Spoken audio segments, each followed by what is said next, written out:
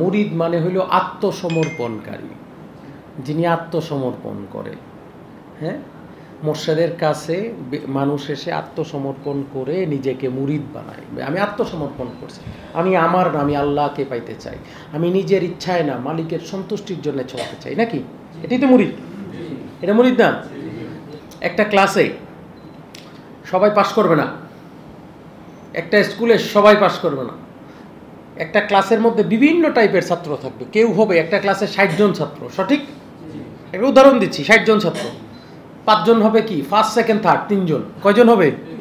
নাকি সবাই হয়ে যাবে? 3 জন হবে কি ফার্স্ট সেকেন্ড থার্ড।